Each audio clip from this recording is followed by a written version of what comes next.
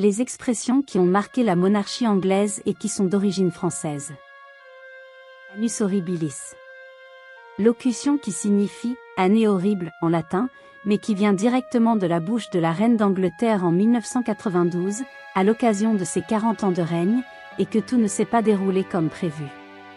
Un terrible incendie au château de Windsor. Divorce de 3 de ses enfants. Succession de polémiques et de scandales. 1992 n'est pas une année que je me remémorerai avec plaisir, elle restera comme un annus horribilis. Le greffier du Parlement annonce les propositions de la loi anglaise avant d'être adoptées, en vieux français, la reine le veut.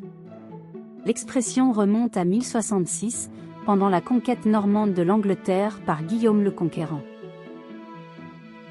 Honi soit qui mal y pense. Devise de l'ordre de la Jarretière, le plus important ordre de la chevalerie britannique. Elle date du XIVe siècle, lorsque la comtesse de Salisbury, maîtresse du roi Édouard III, fit tomber sa jarretière pendant un bal de danse et subit des moqueries parmi les courtisans. Le monarque la ramasse et dit « Messieurs, honi soit qui mal y pense ». Il jura d'en faire l'un des insignes les plus grands du pays et que tous les courtisans chercheraient à porter. Dieu est mon droit. C'est la devise de la monarchie britannique.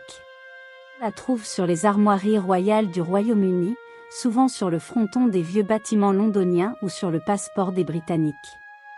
Elle date de l'époque de Guillaume le Conquérant.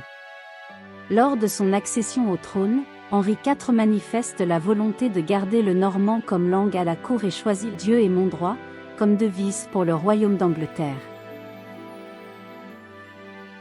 Hymne national, God Save the Queen. Que Dieu protège la reine.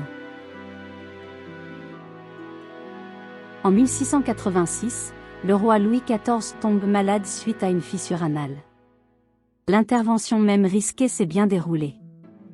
Le roi est sauf. Pour fêter la guérison du roi Louis XIV, Lully, surintendant de la musique à la cour, compose le cantique « Grand Dieu sauve le roi ».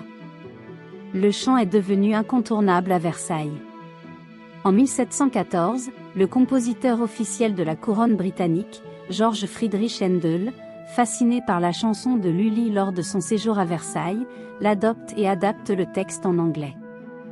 L'hymne devient national en 1745.